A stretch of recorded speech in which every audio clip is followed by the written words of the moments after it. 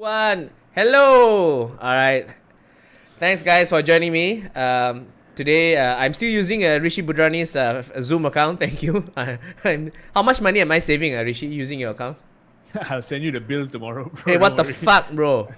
I'll send you the invoice from Complete Communicators. Didn't you ask the other day how much is it to buy a Zoom Pro account? And then the fella still never buy. Okay, then you had a politician on, right? Did you ask the MP to fucking use her Zoom account also? Bro, No lah, it's one-on-one, it's okay. Oh, one-on-one unlimited. Yeah, one-on-one unlimited. Oh. Okay, hold on. Let me just adjust the screen first. Chiba, I still got problem with the screen. Wait, Zoom is tricky lah, guys, when you're doing it alone. There we go. Okay, wait. So you had a Malaysian MP on your show. Yes. Then was it what was it? Did you feel insecure that you weren't the funny one for once? Oh, actually, here's the thing, right? Okay, very good question, Fuzz. Fucking good question. Actually, so the MPs that I've had before, I've had 3 of them, right? And they are from for all intents and purposes from the opposition party. Yeah. And they are deemed to be, slightly more, not say slightly lah, quite intelligent, quite hardworking, quite diligent. So they are your typical hardworking nerds lah, So they speak sense, they speak sense, and they and they're very down to earth. I mean, at least the 3 that I've spoken to lah. So there's no airs, and people just like to listen to them because it's very rare to listen to a leader talk sense, talk like oh yeah, that sounds practical, that sounds correct, So it's just very pleasant to talk to them lah. So I mean, they're all not very funny lah. Right. Yeah. So, I mean, leaders who talk sense. Very boring one. Yeah, we have a lot of those in Singapore actually. Yeah, and leaders who don't talk sense send you a fat invoice. So What do you mean?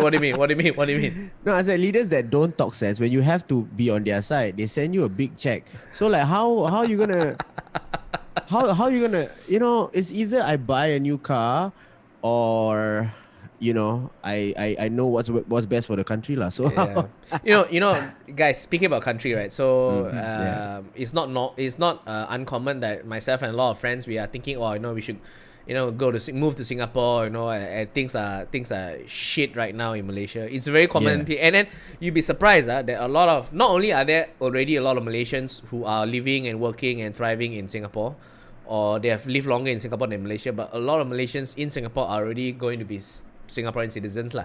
Yeah. So and so I just want to get your taste of like what's the deal with the current racism stories that suddenly have been coming out of Singapore? Is it an anomaly? Is it something that's been going on a long time, or something? The pandemic has sparked all this bullshit. Rishi, you wanna take this one? Because if you get an answer from a sensible point of view first, then I'll talk. Well, as a member of the minority community. Exactly. You see, he talks like an MP, What's the guy's name? Pritam Singh. He talks like the guy, Yeah, I know. He's gonna give some non-biased answers. His face also like Pritam Singh. Okay, let's hear it, man. Yeah, everybody has experiences, yeah, Rishi? Yes. No. Okay. We're all unique individually, yeah, Rishi? The honorable gentleman from Bedok. Yes. Yeah. Okay. Sure. So I think this is important, right? Because we touched on it last week about how sometimes people feel like, this racism is only a minority. Well, I think in Singapore, yes, it is a minority issue, but you will also find Chinese people being racist towards each other.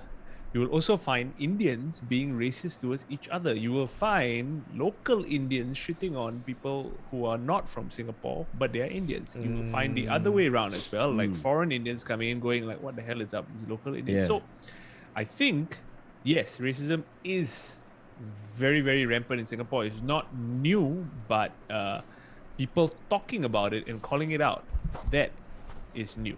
And that is what the difference is. You see, it's all good when you're calling it. I think it really depends on the nuance and the intent, right? Like if you're calling it out because it's something that infringes on somebody else's rights. Like for example, if the uncle say, "Hey, you cannot marry Chinese because you're preying on Chinese girls, or you Indian people preying on Chinese girls," and then you point that out, and then you say that's wrong, right? Because the intent of the uncle was to create some kind of unhappiness, and was to create some kind of feeling of like I owe you something from that conversation. But I feel like now we're even stepping into a place where people are going like, oh, you can't joke about it. Oh, you can't joke about this kind of racial trauma. You can't joke about this kind of things.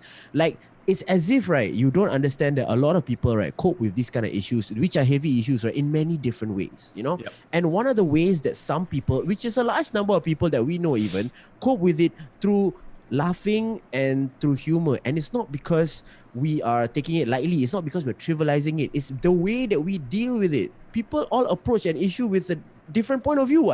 So now there's this narrative that like you can't joke about race, so you can't joke about that. And I feel like, okay, on one point, all of you are comedians, so you know that the evolution of comedy will eventually be rid of those kind of jokes. Yes, that's evident in like the American culture, you know, where it started with Pryor and it started with Eddie. We were talking about black people, white people, and then it moved on, right, to become more introspective. So I feel like now I want to think that this is the evolution that we are at. You know, this is the point where society has decided that, okay, maybe addressing race issue and talking about race for jokes is something that is like, I guess, to some degree a low-hanging fruit. But I will also disagree with the fact that you have to be rid of it altogether, or maybe stop a person's liberty of using it or saying it, because then that's infringing on that person's right, you know, to address the issue however he wants to. So what Fuzz is trying to say is he still wants to do racial material. Yes, I still do.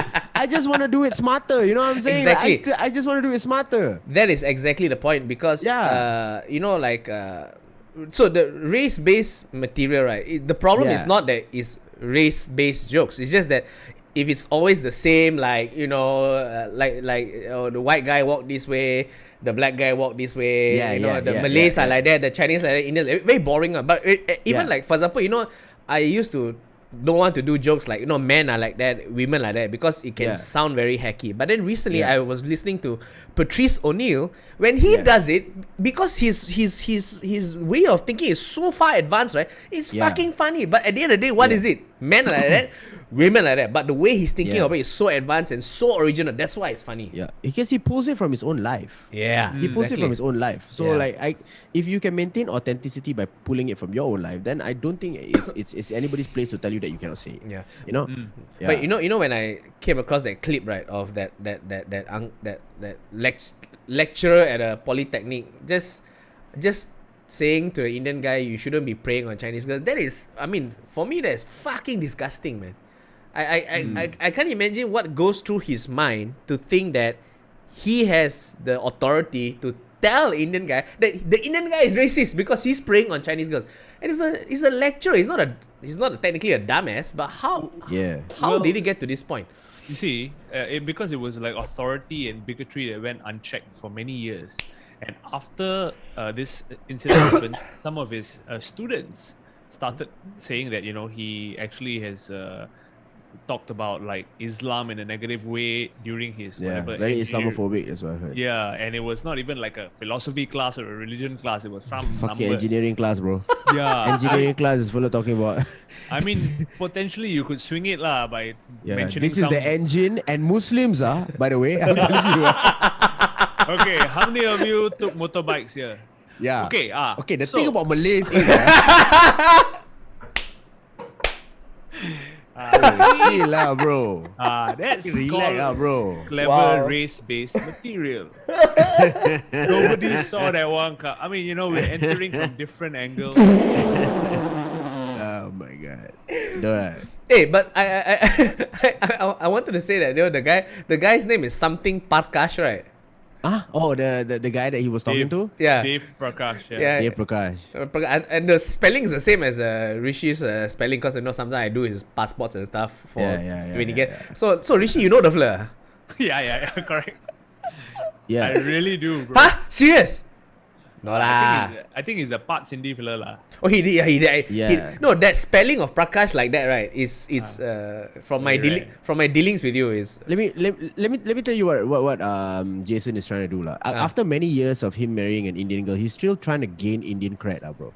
which he will never get, bro. So he's still trying to go to Indian people like, the Prakash, the spelling, the same, huh? Yeah, it's called the same, right? If anything, I've I lost. know about you, right? I know about I've you. lost more Indian cred than I had before, and then because I married Indian, I lost Chinese cred also. So now I've lost cred on both sides of the street, bro.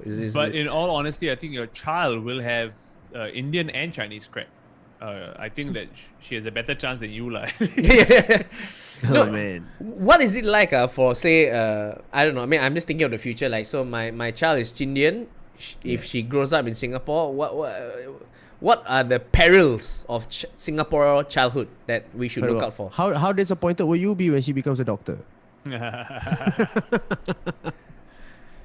know? Oh, I see. Or when she gets second in class, are you gonna be damn disappointed, bro? I don't think so. Are you I gonna don't be think damn so. disappointed when she gets a B in maths? Are you gonna be like, oh my god, you're grounded for 3 weeks? Okay, Fuzz, to be honest, a B in maths is actually quite bad, lah.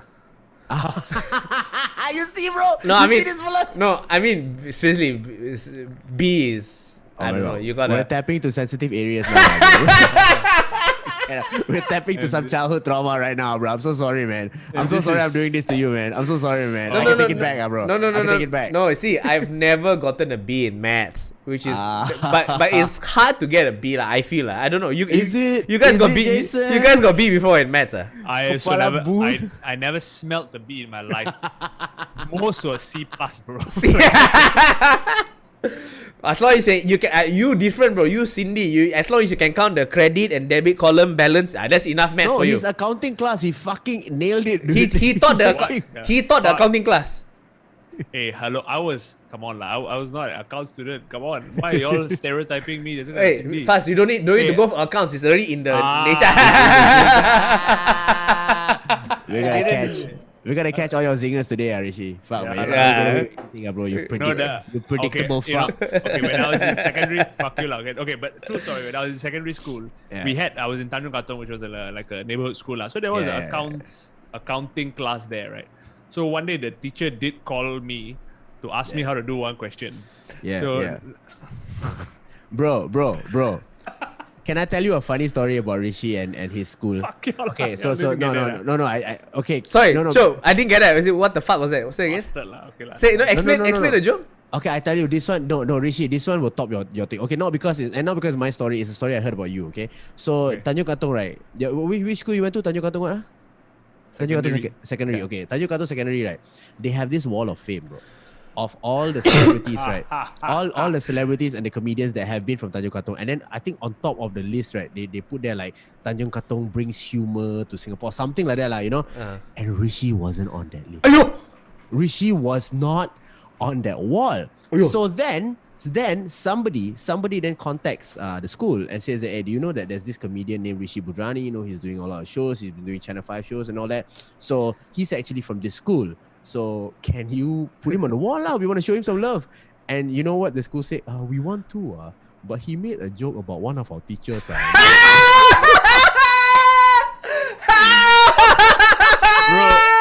this is Jackie told you the story, right? Yeah, bro. I told them this, man. This funny. Unreal, man. Okay. For the viewers who may not get the full context of this, Rishi has a fucking funny joke about how he had a teacher in school with a very weird name. Yeah. And it's a real story. So as evidenced by this, the school don't want to put the name on the wall because you offended. I still remember the name, Miss Lim Arbor. Yeah. Lim Arbor. He was declined the position on hilarious. the wall because of a joke. Bro. Oh, that's so funny. The school so thin skin, huh?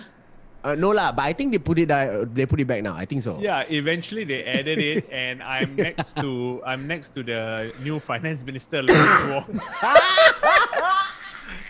So it's Lawrence Wong and then humor, bro. Xiao Ming from SGAG, and then me, and then a few other people, and we're just there like, what's this list? How in what world are me and the finance minister on the same page? So let me guess, the finance minister is the middle, right? And you two are the side, right? No, the finance minister first, and then after that SGAG fella in the middle, and then suddenly I pop up. How did Jackie find out? I told him that. I told him this because one of the people, somebody tagged me. The first list came out, it was just like 3 people. And then someone tagged me going, "Hey guys, how can y'all forget Rishi Budhrani? He blah blah blah." Then the admin is like, "Yeah, but he make fun of Lim Abel." Bro, you have to tell this in your next special, bro. This must be a follow-up first, and then yes, you tag exactly. the story after yeah, that. Yeah, that'd be hilarious. But did you ever get in contact with Miss Lim Abel? You don't say. No. I mean, to You all know intents he- and purposes, she's a fictitious character, lah, bro. Oh, right. Yeah, sure, You yeah. gotta contact somebody that doesn't exist, bro. Yeah. One of my favorite impersonations or impressions of a Chinese person is Rishi doing the Mr. Tan from what's that? IMDA. Media Development Authority. IMDA. Yeah. Those days, Mr. Tan. That's very good Chinese Bro, actor. dealing with censorship in any country, I don't know about Malaysia, but dealing with censorship in Singapore is actually it's a lot of paperwork. Can I just say that? It's a lot of paperwork. yeah. So, but at least you guys have paperwork that will enable you to know whether can or cannot. Whereas Malaysia censorship, Yeah. although they may or may not give you paper, but at the end of the day, they can still cut it out. Like for example, Beauty and the Beast, the live action, they cut it out because apparently one of the characters can be implied as gay or whatever.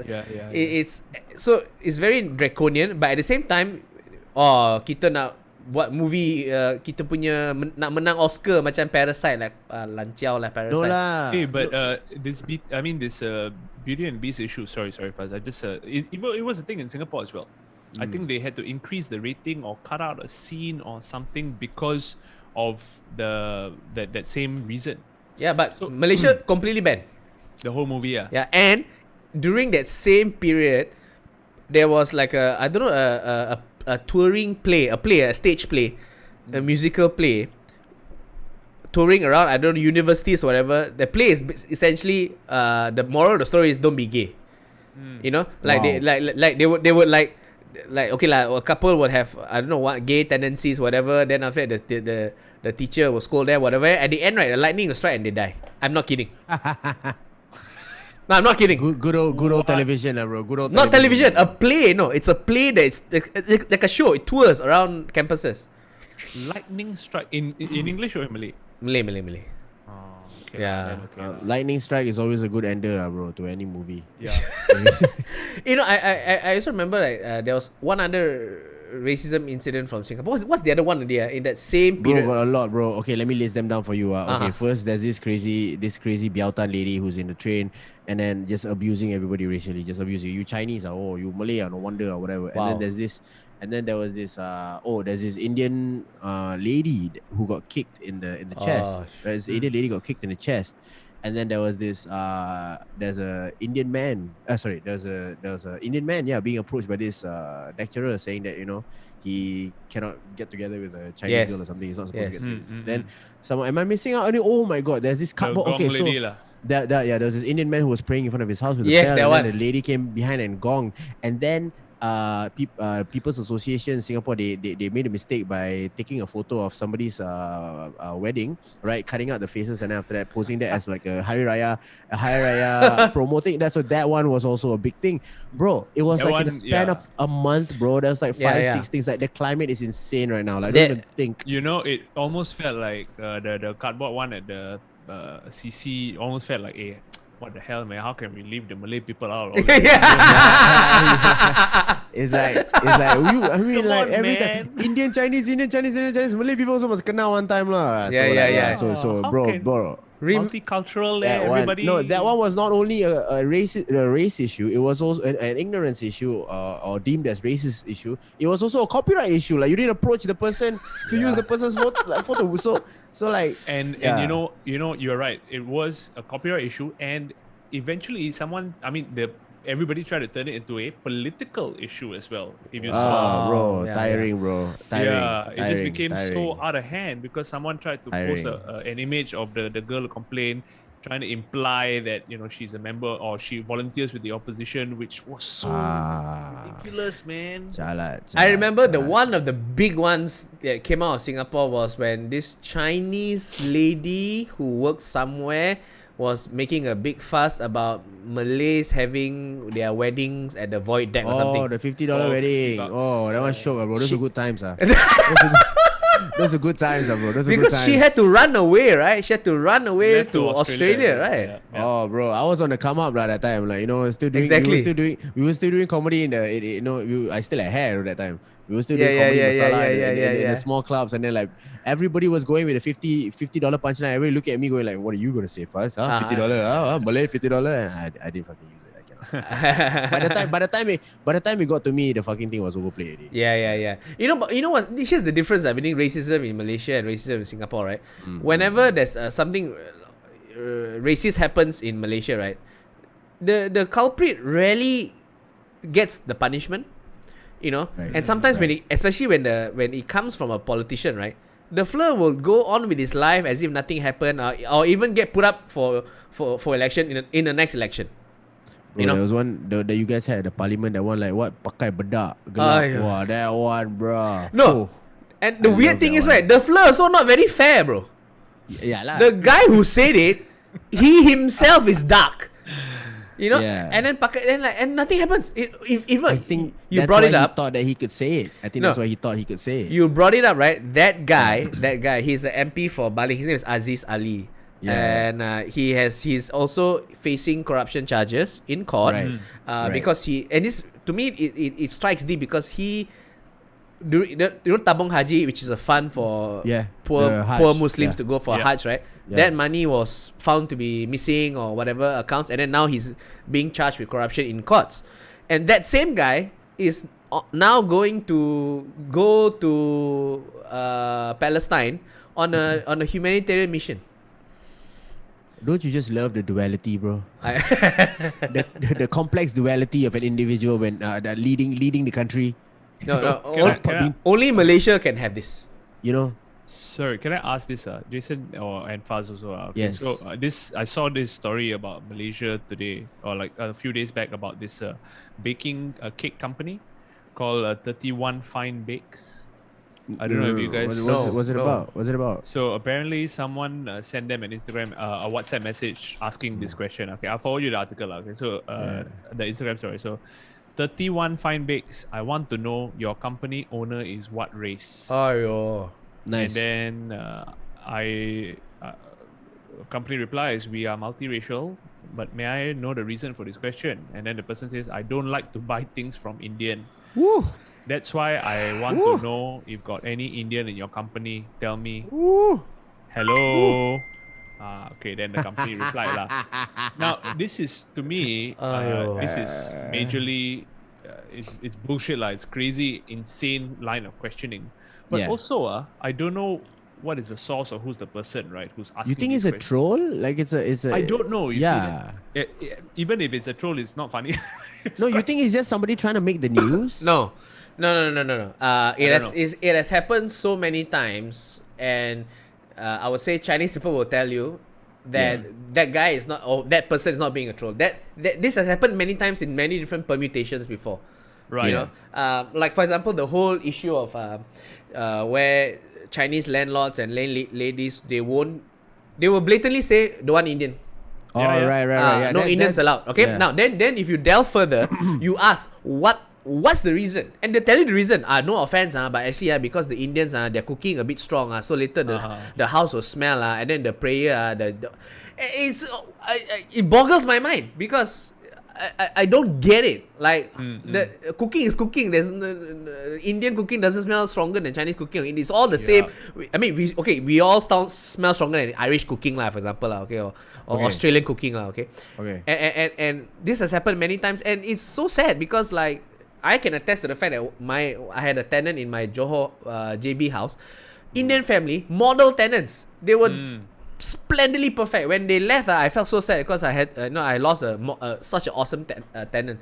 It doesn't make sense, and this happens, bro, in the urban areas like in KL, whatever. You see, man, and my Indian friends like when they call, some of them they don't sound Indian, but then my name is Suresh. Oh, Suresh, sorry, we cannot. And my friend, he's half Chinese, half Indian. Suresh Tan is his name. We cannot. We don't like Indians. Fucked up, bro. They say blatantly that they don't like Indians. No lah, in the various. Sorry, no offense, but we don't want to rent Right. to. Right. You know, it'll be a funny sketch though if he addresses himself as Mr. Tan the whole while. Yeah. Hello, Mr. Tan here. Mr. Tan, yeah. Mr. Tan, yeah, okay, you can come for viewing. Okay, thank you. Yeah, I'll see you. Hi, Mr. Tan. Where's Mr. Tan? I'm Mr. Tan. Bro, Suresh Tan. that has. If I'm the tenant, I'll be like, alamak. Nah. But that has How to happened be before. racist in front of your face. That has happened. I can hide behind a WhatsApp message. It's a very good sketch idea. How to look at you and be racist? Cannot lah. It's I a very can tell you sketch to your idea. face, Mr. Tan, you're cooking. Hey, wait, Rishi, isn't there one case with I think recently about this Indian family with 6 kids, and then they were only given from this hour to this hour to cook because the smell of curry was too strong for the upstairs neighbor. Something like that. And then and she was like, why would you tell me to only cook from this time to this time? Was it like this year that this thing happened? Yeah, I remember something like that.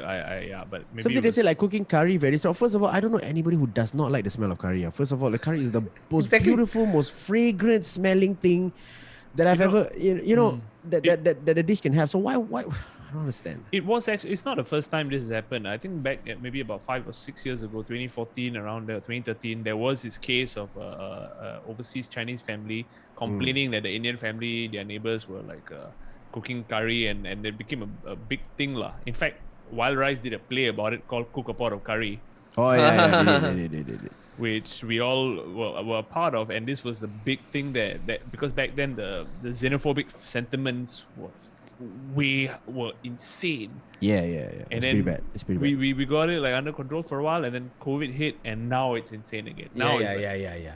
blowing It's through bad the roof. now. It's bad now. What do you think? Like, okay, never mind. Go ahead. Okay, so and I don't know if I said this in the previous podcast. I said to you guys before, but it to me is a bit of a culture shock because like I have a few friends who worked in Singapore before, and apparently the Singaporean Chinese who they work with, like where to go for lunch? Then my Malaysian friend will say, let's go eat Indian food lah. Which to us, at least in the urban areas, Chinese eating Indian food is just normal. It's just another type of food. Yeah. Right. Yeah. We love our Indian food lah. Okay. Sure. And then his Chinese colleague said, don't want I don't eat Indian food. And then he asked why. He goes, little smell like Indian. What the fuck? I don't understand. If you eat Indian food, you smell like Indian. That implies that Indians to me smell delicious. I mean, I've been living in Rishi's house. It doesn't smell. He wants to continue smelling like a Chinese person lah. Yeah lah, bro. I wanna Okay, smell Chinese only. later smell like Indian person. Yeah, That's what they say. Yeah, but I've never known Chinese people to be so fragrant. You know, that's not the Yeah, stereotype. not That's not the exactly stereotype, right? Yeah, that's not the most pleasant smelling people. Who exist. I don't think. Yeah. I don't think there's a particular race of people who stereotype is they smell very nice. Yeah. You know, I would love to sniff them. I think they're like, No. you know, Anybody who uses cocoa butter is like, it smells great to me. Yeah. Anybody. True story about people and smell. Before I was going to college, I was my tutor when I was 17 years old, and I had all these. You watch all these American movies about how look at all these party girls in college and shit. Yeah. And I had a tutor who came back from like Virginia Tech, studying there for like 5-6 years, and he said, white girls don't shower. And then we all these boys, teenage boys, like, huh? Why? Yeah, it's winter, and they don't shower for many days. They wash their hair once in 2 weeks. Yeah, smelly bloody bitches. I'm like, whoa, hey, relax, sir. What's going on? And when your educator tells you that, right, you're like, okay lah. Maybe he's trying to put us off something. And then when I went to college, I actually heard these conversations in the hallways. Like, my God, I haven't washed my hair in like 2 weeks. Okay, it must be very difficult for somebody of your ethnicity, Rishi, because like I personally would want to be told if I had body odor. Because if somebody told me I had body odor, I wouldn't take it as a race issue. But because that it's been stereotyped as a race issue, that is related to odor. So now if you happen to forget to wear deodorant one day, you will not be told by anybody in fear of that shit being racist. You understand? Bro, I feel you completely. Right? So how? Yeah. So how? I'll tell you So how how? my personal experience has been, right? I grew up around racist Indian kids. Okay. So That's how you know the story is gonna start awesome. So I had Indian kids my age who would yeah. tell me, another Indian fella, "Wow, bro, fuck Rishi, you smelly." Okay. So only the Indian friend can tell you lah. I mean, you see, if you have Indian friends around you who are saying that, and if you have one Chinese fella there, he now is at liberty to agree. Or he has the But he option cannot to- say anything. Don't say. Don't talk. I think he cannot start, but once the rest are like, "Wow, fuck Rishi, you smelly bastard, I fucking never bathe." And then the Chinese Yeah, fella like your "Yeah, lor." no, like you play football or what, right? Like you finish playing football, and then you forget to spray deodorant after playing football, and then now because you cannot smell yourself, so now you are smelly. So how? So who can tell you? These You know what I'm days, saying? you think as an adult, as a 37-year-old man, if I stink as a 37-year-old man randomly, I need to figure my shit out, lah. Yeah. I give anybody the permission, wherever you of whatever race you are. If I'm walking by you and I stink, please tell me. Doesn't matter. Bro, and if I see a long Instagram post about it, bro, I'm telling you, you're a fucking hypocrite. You're a fucking hypocrite, okay? Because Me, I saying about me, not about like anybody. Like, I can't speak for the whole Indian community. Like, yeah. True. Imagine that. Rishi said that it's okay to say he's smelly. Then now suddenly. To save this conversation, in case somebody takes this, right, I want to say that I think I would also want somebody to come up to me if I forget to wear deodorant. Because sometimes it's after those jiu-jitsu classes, man, you don't know. You've been rolling in everybody's sweat. No, but for Fuzz, it's a race thing. You see, No, but I feel like hygiene is not related to race. That's an Okay. important thing. Hygiene and character are not related to race. Okay. That's why. However, if Sorry. I enjoy playing guitar a bit too much, then That's I don't. Malay as fuck. No, you That's- cannot say that's You Malay cannot. as fuck. Don't say that Or if I happen to be late to one of our meetings, then don't say that Don't. see, that's not fair. I think we should be allowed the liberty to say, "Hey, fucker, Fuzz, fucking Malay, bro." You know, like you really? Yeah, no, because like, see, Chinese stereotypes, right, we get it, we kena, even though we didn't give anybody any permission. But you do love money. Okay, you see, like stingy, money-minded, calculative, good in maths, all like Are those your attributes or not, Jason? no one has ever like written Magna Carta. Okay, you may say all this to my face without prompting, But for you, there must go permission or whatever. Ayo, Right now. See lah. You see what happens when Chinese people become minority, bro. You see what happened? You see what No, bro. He has just absolved us of anything by saying those things. So that's important. Thanks, Jason. Yeah, thanks, man. No problem. Yeah, it's true. Oh my goodness. Yeah. Everybody just PRing left and right, guys. Just What's PRing? What's PRing? no lah. Just In just all honesty, closing our tracks. Yeah. What's up? in all honesty, I feel like this is what I've learned. Because as comedians, yes, we all joke about race, and that's not even a surprise because race is a thing. See, whatever the issues are that are facing your audience, it's our job, I feel, to raise those issues in the form of comedy. Yes. Like Fuzz said, it's not like we are trivializing it. No. Our Yeah. platform to do it is to tell a joke. If you came for a comedy show and I just told you about the problems with racism, then go watch like a seminar or a TED Talk. Yeah. My job is to raise the issues of racism Through humor. my jokes, through comedy. Yeah, And if yeah. I fail to do that, that's on me, right? Yeah. And if you don't have good jokes, you will know very fast. People will stop coming to your shows. They'll Yeah. stop buying tickets to your shit. They'll be Yeah. like, you can't Yeah. get away with just being a racist person on stage. Yeah. If you're not funny, you can't get work, bro. That's basically it. Like if you're not funny, you're not gonna get work. Yeah, So but that's the bottom line. Yeah. That's the beauty of this brutally honest industry. Like, feedback is instant. But I think the problem is sometimes in I can't say in Malaysia, but like in certain other countries where like these racist comedians, they somehow get that audience.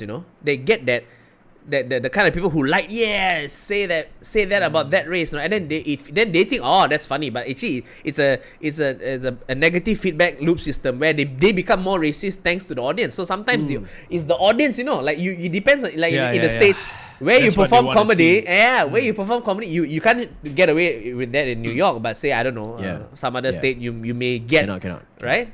You may get applause breaks, man. Yeah, it's enough people that like your shit, then you can just live in your own echo chamber, bro. Yeah. You know? And that's true lah. Yeah. In bigger countries, that's what happens, right? Yeah. You can't Yeah. get away with it so easily.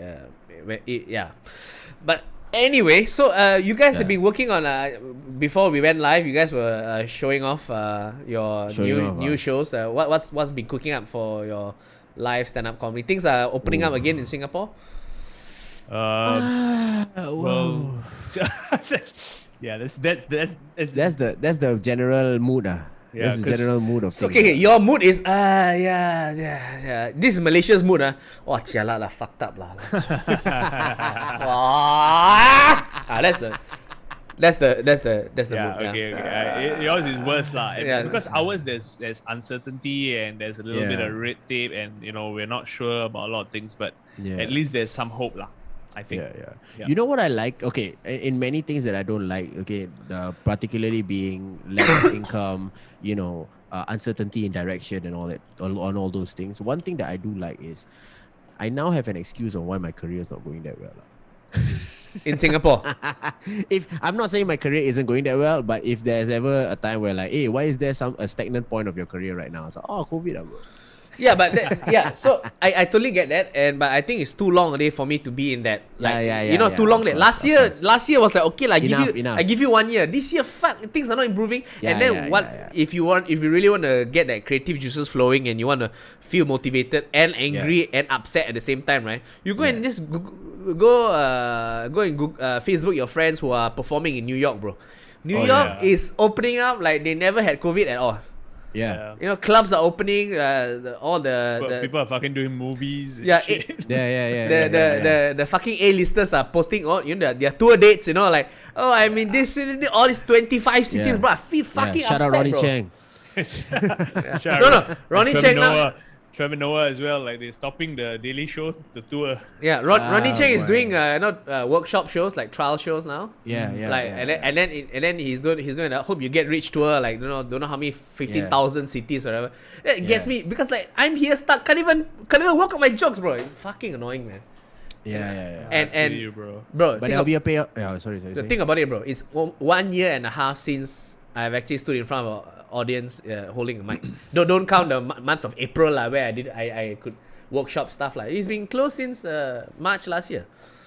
Man, I mean, the ability to go to an open mic, right, or just a comedy club to just like let loose and also have like a place to go on that day, or like when you didn't know where to go on a fucking Friday or Saturday or a Monday or a Tuesday or a Wednesday, man, you always had a fucking comedy club to just go and hang, You always had a place to sit down and talk to the comics, but now you don't even have that anymore. You're sitting down watching people doing shit on TikTok. I mean, shout out to TikTok. I'm not saying that there's anything wrong with TikTok, but I want to be in my own space too. I want to be among the people that are doing my thing. Like TikTok's your thing, we want to do our thing. Fast. Do you ever get this feeling like okay, so like sometimes I'll be seeing my influencers on Instagram or on Facebook, and they'll be doing some like a comedy skit, like like those very quick funny videos, 1 minute. Oh sure. They're hilarious. No. They are honestly They are honestly hilarious. But then there's a small part in me, right? Small part in me goes like, "Fucker, you wait till I can get on stage, right, bro." You know what I mean? Like,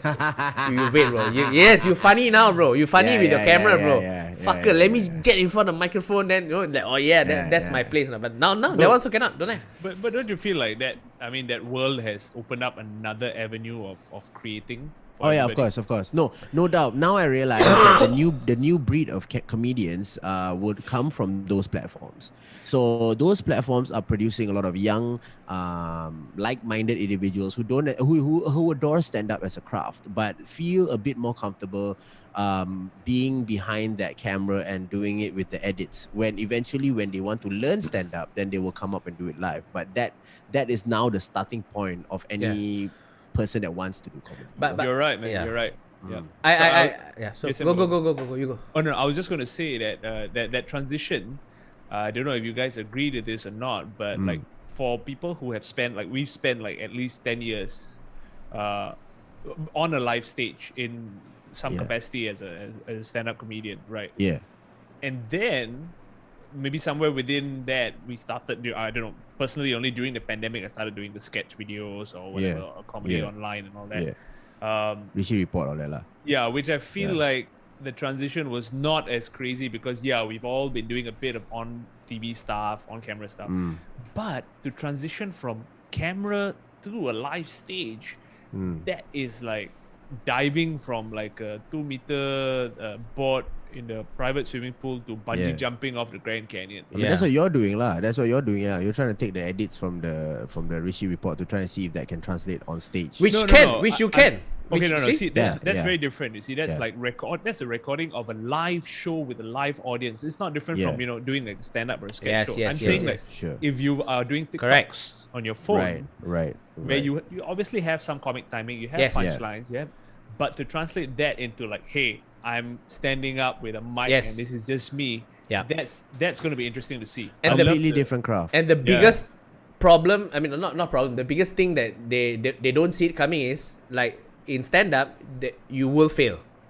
You know, Yeah. you will You fail. gotta be ready for Whereas that, TikTok, Yeah. you can never truly fail because you control the edits, and then if one video gets 100,000 views, the next video gets 50,000 views. It's not 20,000. doesn't feel like failure, right? Yeah. Whereas Yeah. stand-up Yeah. comedy is 1 minute you get applause break, the next minute people Silence. just and then Complete silence. Yeah. No, I'm so looking forward to that, man. For me, like the biggest exciting thing about things opening up is going back to the open mics and seeing what the new generation of comedy is. Yeah, we are all learning as well. Like I can't wait to go back and workshop my shit. But I'm also very excited about the next generation of comics. Where are they coming from? You know, what platform do they have? There's not been open mics for over a year. You know, people are not being able to train. So There was where one is of that my- coming from now? There's a famous there's a Facebook group that from Ireland. They put up very funny videos, and these are like properly filmed sketches, like 1 minute or 2 minutes. It's called Foil Arms and Hog. Right. It's these 3 Irish guys, right? And the videos are very, very funny, very brilliantly acted, right?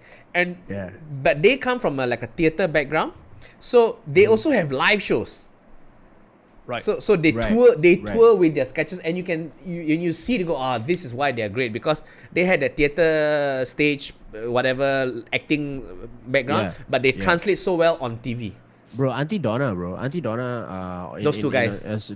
3 guys. 3 guys, sorry. 3 guys, yeah. Those 3 guys, they're so good. Like, they did the Melbourne Comedy Festival, they did the opening, the gala. They killed it, bro. They were macking it. I bet they were making crazy money of those shows, bro. I'm sure. Yeah. Insane. Yeah. And So- you realize that when you go to Australia and you see all the acts, right? Then you kind of talk to them about the background. My God, almost half of them, especially the ones whose shows are a bit more thematic and a bit got acting one, they all come from art school, bro. Yeah. They have that training already, So it's. We don't know how long it takes for Malaysia and Singapore to get the level, but you must know that is what it takes. Yeah lah, set the precedent, you know. You have to be up there. That's interesting though, because a lot of the actors or the art school trained students in Singapore, they want to act, like they want to do theater, or they want to do like production management or arts management, or create or direct or do films. I don't know of anyone who's graduated from acting school in LaSalle going, hey, let me just go for the uncertainty of stand-up comedy at a Monday night open mic Hey, but to start my career. Rishi, you may know this. You may have more knowledge of this, but when you go for this acting school or theater school, isn't there like a component comedy? Is there such a thing? Well, I'm guessing there will be. Like, I think if you are in a screenwriting class, for example, you can do sitcom writing. If you are like, see, I trained as an actor for 2 years in the SRT's young company, but it wasn't like a full-time course. It was a part-time course. Oh, I see. So that was a bit more like acting training. Like, okay, you learn about Stanislavski's realism techniques. Wow. What the hell are you talking about, bro? Bro, acting. The fuck are you talking about? But I've someone. I think Rizman, one of the boys in KL, he told me that most of the A class comedians in America, they go for acting classes. Like apparently Bill Burr went for acting classes, which helps with his act outs and all that shit. Yeah, you have to, right? Yes and no. I think there's a large generation of the American comics that if you came out of like LA in the 90s or the early 2000s, the game at the end of the day was to do stand-up, but also to land a sitcom.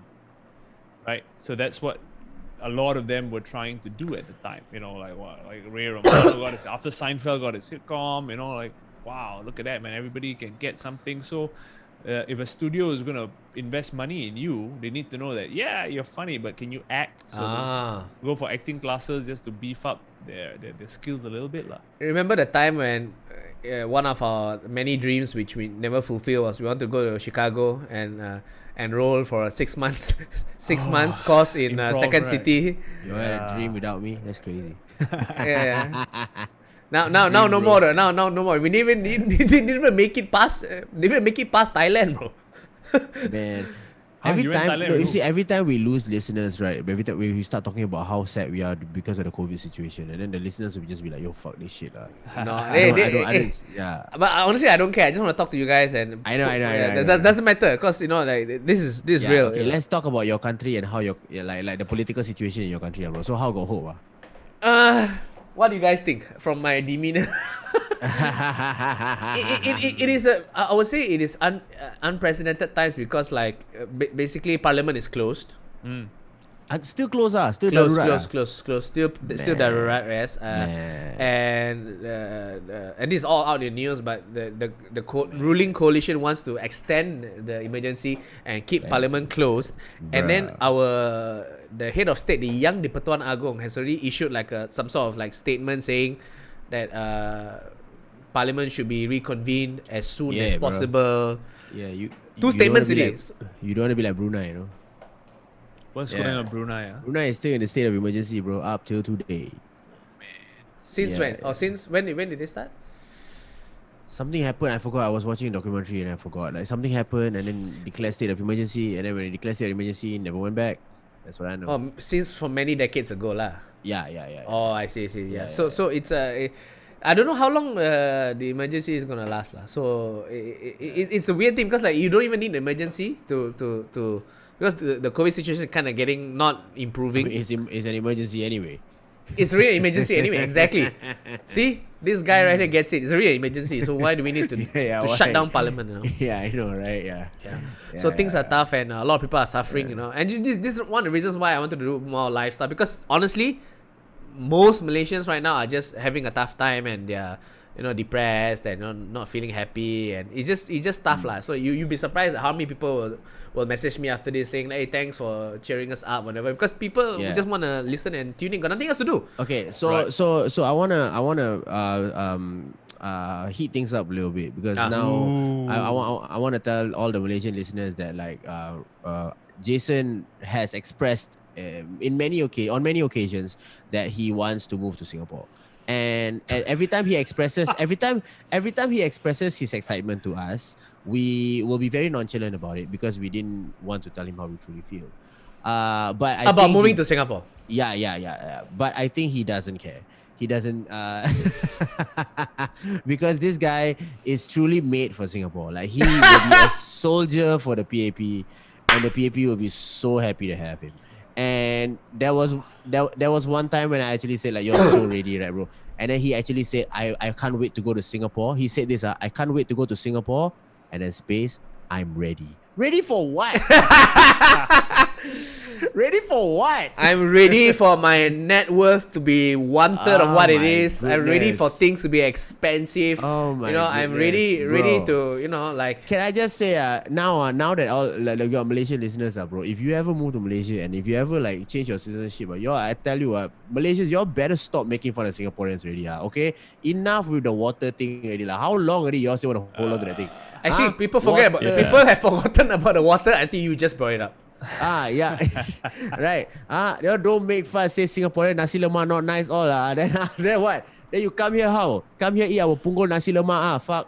Okay. I have to say, they come there, they say, wow, here Nasi Lemak expensive. Okay. Yeah. You know what's the most famous food in Singapore? Klang Bak Kut Teh, motherfuckers. Alright, so shut the fuck up. I think, okay, to defend my countrymen, Yeah. it's not actually the thing that it doesn't rankle us, doesn't make us angry that you think Singapore food is good because we know Malaysian food is better. That's not the main issue. The main issue is when CNN says something comes from Singapore when in fact you know it comes from Malaysia, and then you Singaporeans keep quiet. Yeah, we got a lot of things to do, bro. At least We got a lot of work, bro. At least come on, say lah. Like actually, yeah, like you're right lah. CNN it's from Malaysia. At least say something lah. But you just keep quiet, and then we get all upset. You don't have our backs, bro. Which is why it is for me. It was so hilarious when there's recently one viral post went out. The white guy said, "Oh, Marina Bay Sands, back in Tennessee." Or whatever, and then you all lost your shit, bro. Singapore is like, oh my god, how can you say this? And then now you know. That's how you feel when we say Nasi Lemak is from Singapore. No, you don't say. Someone else says, and then you don't correct them. Then you correct them lah. Why we must correct them? We got a lot of work to do, bro. I never asked you to go and correct the Ang Mo fella. We never asked you. You also never correct the Ang Mo No. Because he's trying to polish the. Listen, no. Oh, hey. Let. Oh, cannot say. We still got gig. No. Okay. So it's like this now. Imagine if the white guy said that Marina Bay Sands is in Johor Bahru. Okay? Yeah. You guys will lose your shit. And in the same time, Malaysians all just like Johor. How you feel? How you feel, bro? Bro. Okay. Nothing, no big deal lah. No. Okay, we will definitely defend it lah. But here's the thing, bro. You all also claim Hainanese chicken rice, right? Then you all say, this Hainanese chicken rice is from Malaysia, right? Then how? Then the Hainanese people also never come and help it to you all, Because the Hainanese in actual Hainan, they don't have that Hainanese chicken rice. No, serious. The Hainanese chicken rice, history lesson, the Hainanese from Hainan Island, they were brought by the British to Malaysia to become cooks for the white man. So here they're thinking, what do we cook for these white people? Okay lah, chicken and rice. Boom, Hainanese chicken rice. So it is from Malaysia. Booms. Hainan province, from the Hainan Island. We got lawyered by a doctor, bro. And also here's the thing, now historical. No, see, now you try to Singapore. Singapore. You all know. You know that everything else you beat us. Infrastructure, economy, finance, your Singapore dollar, your healthcare system, education. You know everything. You beat us. The food also you don't want to give us. Give us lah. One lah. Take. No lah, bro. Okay, he said like that. I actually feel I feel a lot of empathy for it, like, because you know why? Because I grew up in Malaysia also. I went to secondary school in Malaysia, so like I get it. I mean, it is quite frustrating. But the thing is, can I just say, your tourism board, the PR department of your tourism board gotta do something lah, bro. Very bad. Because Malaysia is so beautiful, bro. So many mountains, so many beaches, so many islands. You can like drone shot all these things and tell the rest of the world to come visit, but you don't, because I don't know what those guys are doing there. I'll tell you what. You should. Yeah, they are trying to follow Singapore's tourism campaign. Which is what? Steal other people's. No, don't say. No. They are trying to, like Malaysia truly Asia. But is that still a slogan? No. The slogan. I think 2021 no slogan. No, serious. 2021 slogan. Wait. Malaysia. What's the tourism slogan? My tourism slogan is very funny. Malaysia slogan. No, Australia one was "We'll be back." I think so. It's "We'll be back." Okay. I might be wrong. So this was the 2020 tourism slogan was coined in 2019 lah. So I don't blame them lah. It Truly is Asia. Visit Truly Asia Malaysia. Oh, they combine all the many years once together. Like all the English words that we could come up with for the tourism slogan. Ada apa letak tahun ni? Tahun ni letak apa? I made fun of the current Minister of Tourism, Arts and Culture because she went on Astro Awani, nation's premier news channel, I think. Yeah. And she was asked, what are you going to do about the people who cannot work, for example, like not just the singers, the artists, but the crew members, the event. And she said, I'm not making this up. She said, we have this singing competition. You submit online and you can see, I can see in the clip the interviewers who are my friends, they're like No. They don't have work. What is your plan? Oh, then you can go to the website and oh my god, bro, I love it. Yeah. So Fuzz is right, there's so many like untapped beautiful Fuzz. parts of Malaysia. No, actually, Yeah. Fuzz is right. So, like I said, okay, now I'm going to say something nice about Singapore. I am truly in awe of the STB's, what's the word? Proactiveness in promoting Singapore. Truly, because like the way they do it, for example, like I Let him was. finish, Rishi. Let him finish. Yeah. So I have to. This is my resume, you know. My resume. Rishi, let him finish. He's ready, Rishi. Let him finish. You know- Go. Do you watch this documentary, Formula One Drive to Survive? Haven't yet, but I've been meaning Okay. to though. Yeah. So you know the Formula F1 race, it goes to various countries, right?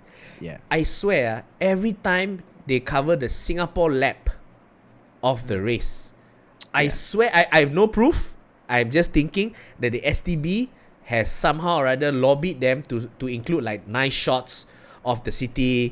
You know, have a shot of the racer opening the curtain of the hotel room and seeing the outside, bro.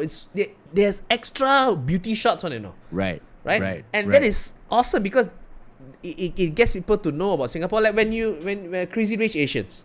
Right. Right? Boy, here we go. Yeah, so what a good advertisement for Singapore. Except that it's shot in Penang, bro. So That's why.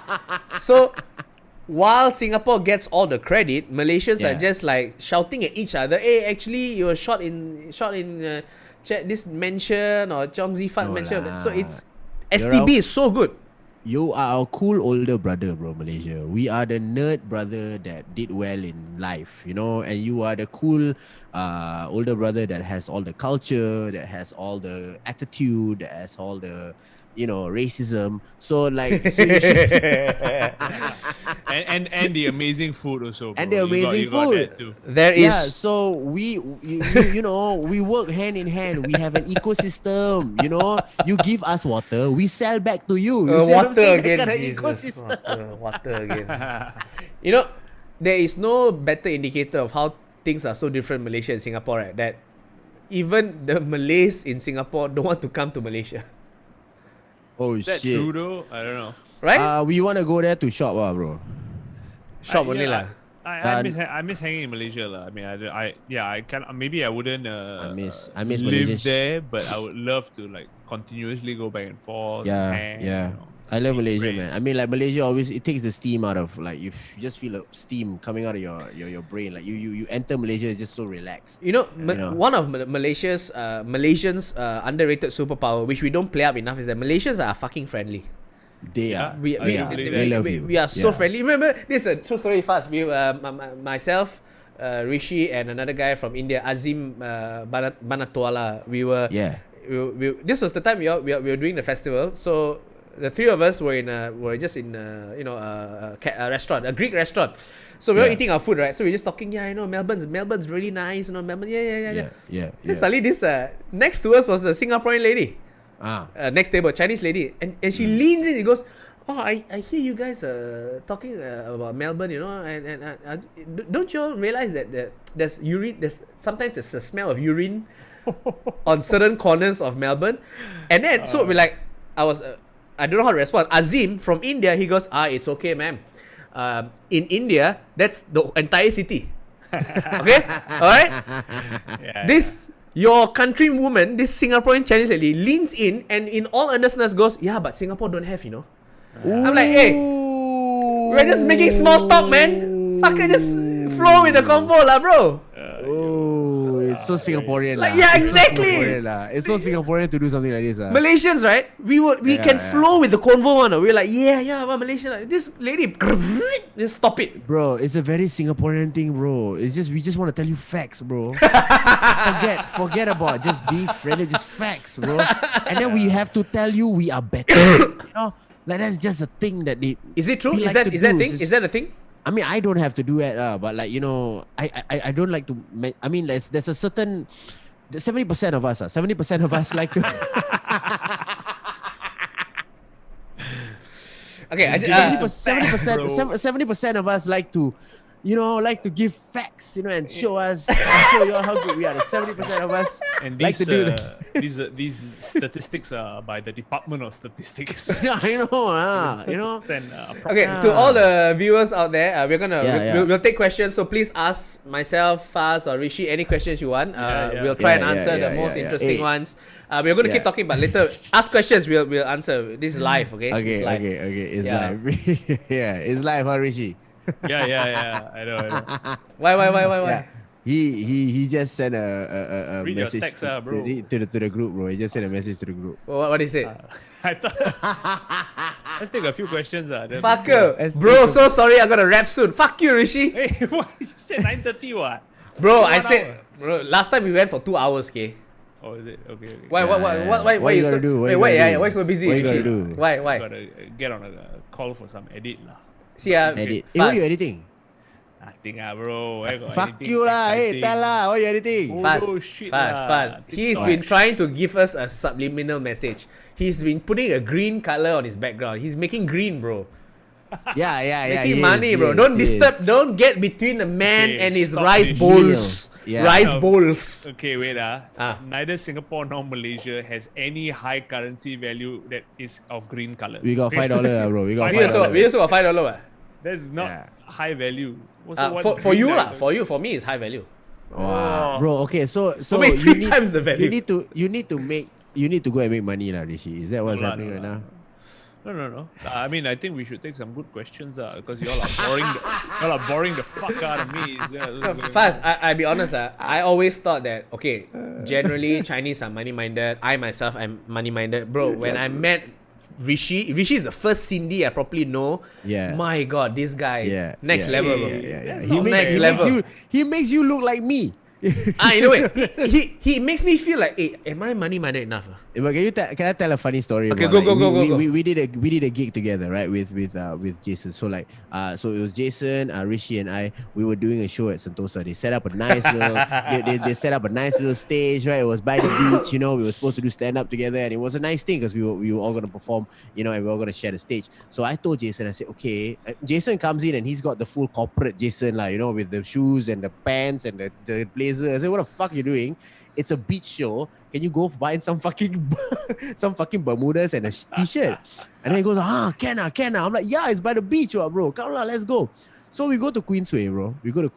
And I swear to God, right, I'm looking at I'm going straight to the Jordan shop. I'm going straight to the basketball shop, right, where they sell all the Jordan tees and all that. I want to look fly for the gig, bro. This fella's on the corner, bro. Queensway, bro. Second level, bro. He's going, this one quite nice, this one quite nice. Hey, this one quite nice, this one. The ones that he even bothered to look at, right, were all under $10, bro. Of course, Bro, those are the only things he bothered to. He won't even look, bro, at the Jordans, at anything that costs a bit more. The $10, bro. This one nice, bro. This one nice.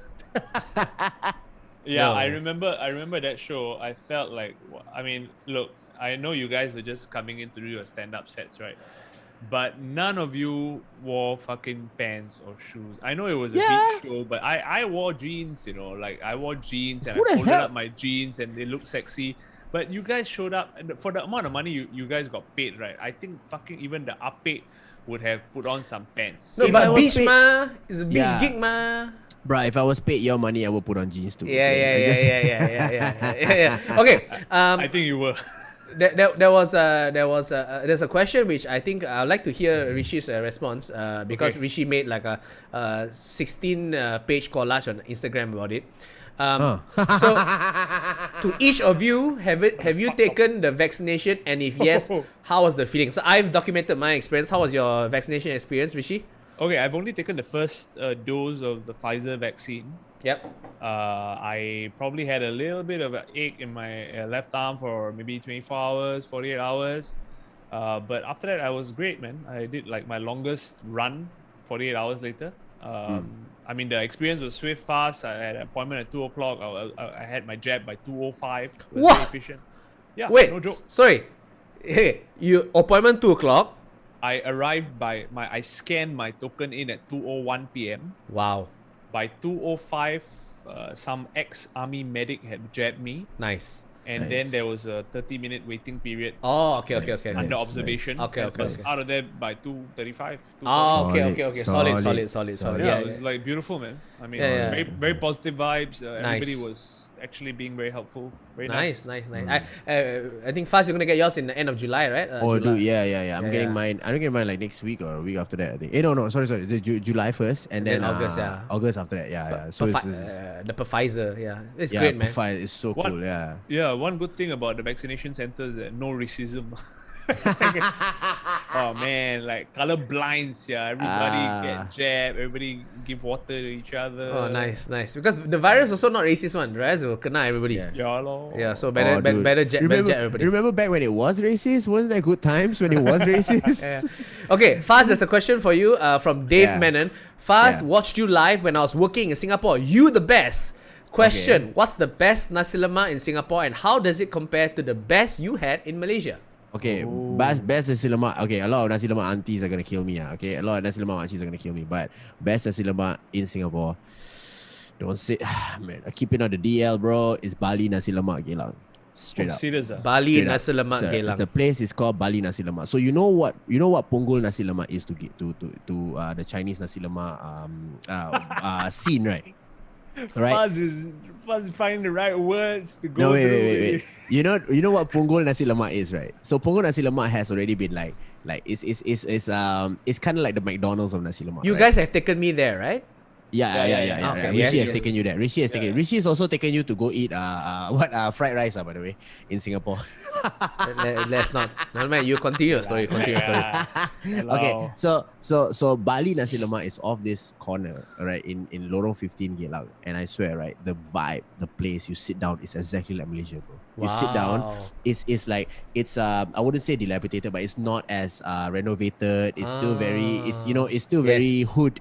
Yes. It really feels like a not really a warung, but a kedai makan in Malaysia, but it's owned by Chinese one. Like the kind of like a Malacca feel. It's a very Malacca feel. Nice. Yes. You sit down, it's a very Malacca feel, bro. And then it's old aunties serving you nasi lemak, right? And the nasi lemak is particularly famous because of their chicken, their black sauce chicken. Yeah, they have black sauce chicken in their nasi lemak. So that's how it's different. And the nasi lemak, the favorite one for me in Malaysia will always be bangsa, bro. The one with the fat makcik on the chair with the fan under her kain, bro. That's the one. Oh, but is it by a roadside? By the roadside, the bangsa. Probably yeah, gone bangsa. already. She's Gone probably already, gone. yeah, I by don't. now, It's all his kesian, roadsides. Yeah.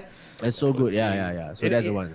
So nasi lemak, Bali nasi lemak, bro. If you ever come here, man, I take all my Malaysian friends there, because it's the experience. It's unlike a Singaporean experience where it's all like, it looks like a proper restaurant, but this one is anything but that. Yeah. So yeah.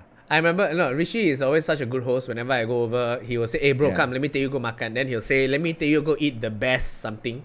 Have to say the best lah, bro. Then when I go there, right, I don't know how to say it, but it's like, yeah, this is okay lah. Like it's not the only time the best really kena was when you took me to eat at that Northern Indian restaurant.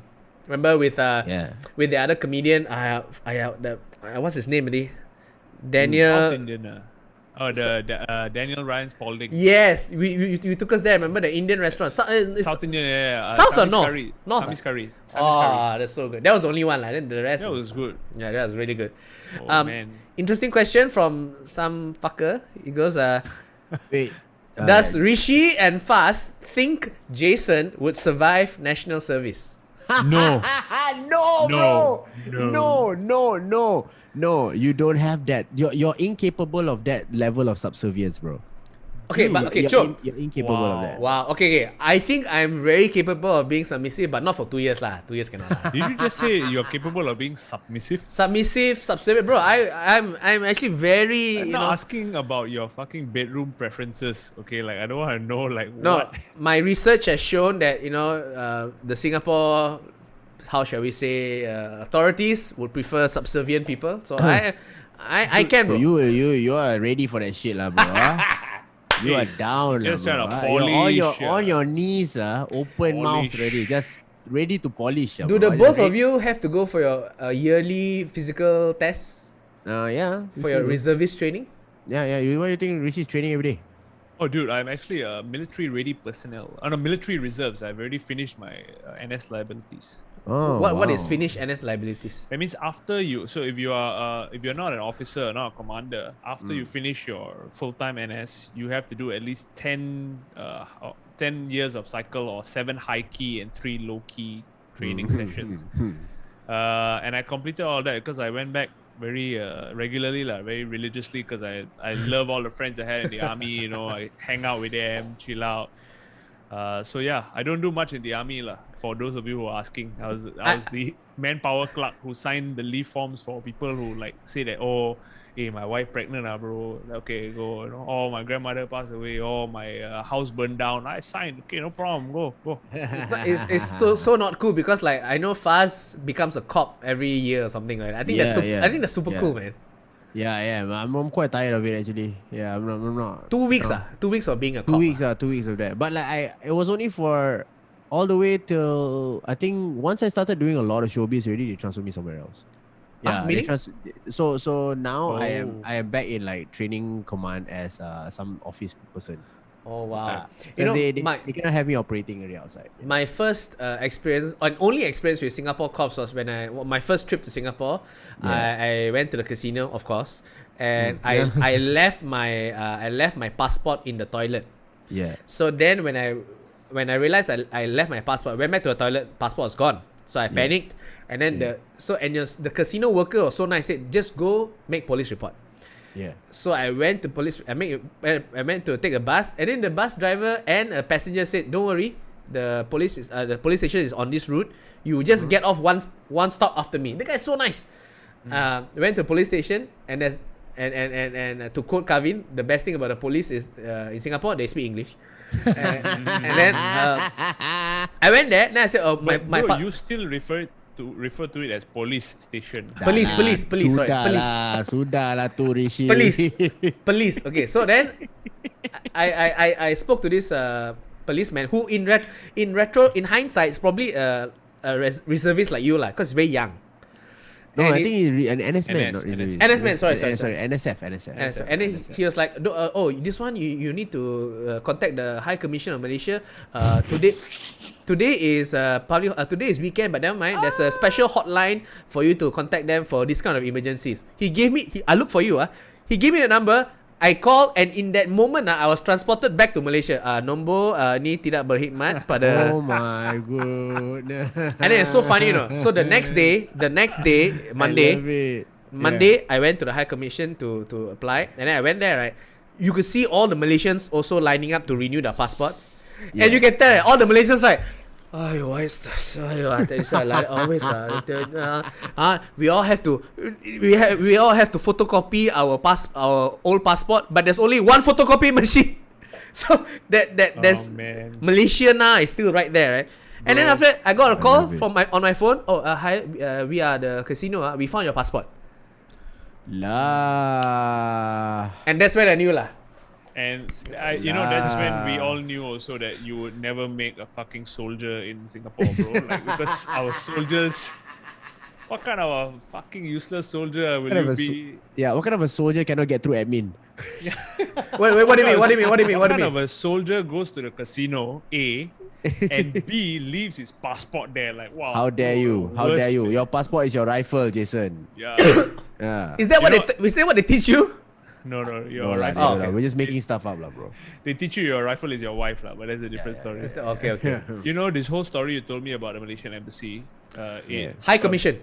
Sorry, the High Commission. Isn't it the embassy? Isn't it the same thing? I think for Commonwealth countries, it's a High Commission. Oh, okay. So, I could be wrong. I think that. It sounds a lot like the High Commission of India, bro. Bro, to get the High Commission of India to get some documentation to get into India, is such a pain, bro. No, bro, you got to go through multiple family members. Oh my goodness. It will make you contemplate from time to time, how badly do I need to go? Dude, even after you buy all the tickets, you're like, how badly do I need to go? What's be wild though? It'd be really wild if we all toured in India. I think India is an awesome place to go with friends. We did. We toured in India. Me and Fuzz. No.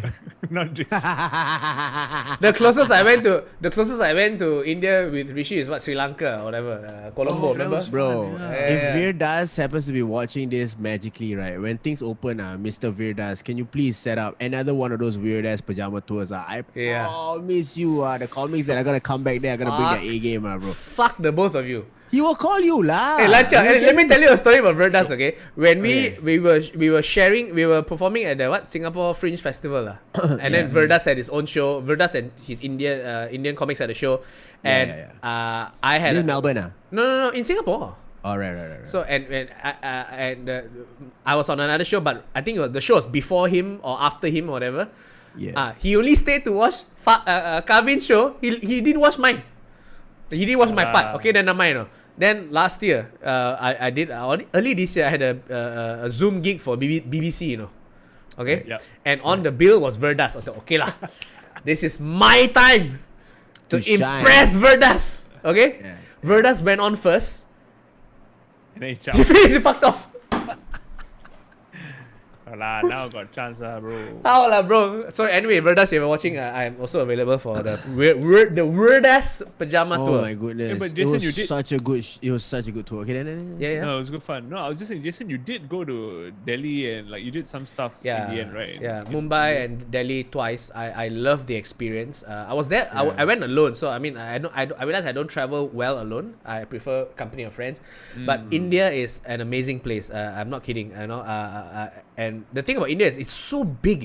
Like we come from Malaysia and Singapore, we cannot fathom how fucking big India is and how many things are left unexplored. Like for example, Mumbai alone has like 19 million people. Yep. Yeah. The entire peninsula of Malaysia, all that I've ever known about Malaysia is in Mumbai alone. Yeah. Pretty unreal. Yeah. It's so unreal. And then like when Rishi talks about I want to go to what's the Raja Jaipur, Rajasthan. Rajasthan. Like I looked it up. My God, it's such a big place with so many awesome big buildings that no one ever talks about. And I saw the Red Fort, and the Agra Fort in Delhi. The fort is so big. Yeah. I've never seen such a big fucking fort. If you go to Europe, you travel around Europe, right? Oh, this is the big fortress. The fortress is so small, bro. The fortress is like the guard post of the Agra Fort in Delhi. Right. So yeah, we gotta. Okay, let me see any other questions. Sorry, I'm talking about my. Okay. Got police, bro. Police. Sorry, the police. But that's what it is, Police, Police, say the Malay way, bro. Say the Malay way. Fuck Police, it, bro. Police, bro. Yeah. Don't police. even listen to Rishi, bro. You know, one of the things I can't get right is like how in Singapore there is this perverted way of saying Malay words. Your Chinese people lah, tombale. What the I fuck? cannot get it. Yeah.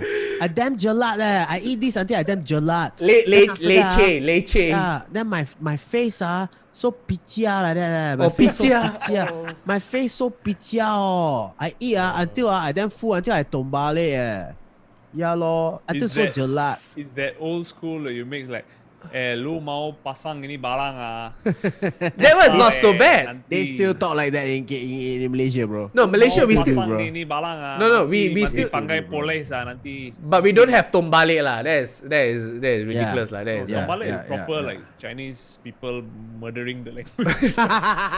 Like really going like Murder. really stabbing from the back, tombale from the back all the way. Tombale. And then you squeeze all the blood out. Okay, what are the comedy topics considered taboo in one country but acceptable in the other country? Wow, actually, that's a good question. That's a good one. That's a good Which question. country are they? Any countries in the world lah. We're not Yeah. specifically Yeah lah, talking specific about lah. Singapore, Malaysia. Yeah. lah. I think if you make jokes about, I think if you made jokes towards the LGBTQ community here, you might still get a laugh from the slightly conservative audience. But if you were to perform in places like Sydney or Melbourne, jokes that exhibit the LGBTQ as the victim of the premise, you would not get a response. Yeah. But there is a very common way of how last time, or even in casual conversations where Malaysians, we joke about, the LGBT community, but it's always in about, I went to Thailand, then, it's a pondan, So those jokes not gonna land, bro, nowadays. In reverse, like for example, if you do jokes about, say, religion in, in Australia or UK or America, you get away with it, but in Malaysia, you probably be in for a hard time lah. Oh yeah, no, anything that has to do with royal family. Or royal family or religion. If you other country you can, but Malaysia's you've been in for a tough time lah. Forget it, bro. Yeah. Even within the country, sorry. You go. You were saying Sydney, Melbourne, right? Like what I found when I did Melbourne, I think Melbourne was way more PC and less acceptable of like any kind of humor that's not within the narrative of what the commercial comedians are performing. But Sydney, on the other hand, if you go like to the Sydney Comedy Store, they were a lot more open to like different genre of humor. Whether you're talking about things like religion or race or issues of like politics and all that. Yeah, that's what I found, and I think that's what happens in certain of the European countries as well. Like in the UK also. Wow, bro! If you talk about race, they get a little touchy. That's, whatever open mics that I did there. They do. But I find that America seems to be more open about everything, right? It's more laissez-faire. It's more like anything you can. In fact, some of them they're even encouraged to go like even further. Like they're even comedians who will support Trump and then they can get away with their stuff. You can. I think the comedy culture in certain places has grown is so mature that you will find an audience if you can tell a good joke, regardless of what genre that joke is. Yeah, that's true. Okay, I think this is a good place to wrap it up because Rishi has to go make money and Fuzz has. I'm trying to get a good picture out of us, man. I'm trying to get a good picture. Everybody can snap. You guys can snap or not? No, you just screenshot lah. Bro, I'm trying. The thing got delay, bro. I do. Just smile. Just smile. Everybody smile. Hold the smile. 2, 1. Okay, and go. Okay, wow, Jason, you look down. Okay, Fakkah, let me see. Yeah. Okay, guys. Okay, thank you for listening. Everybody, thank you for listening. Yeah, thanks, guys. Everybody. Okay, I'm going to end the stream. You guys stay on first. I'm going to end the stream, Onichi. Bye. Okay.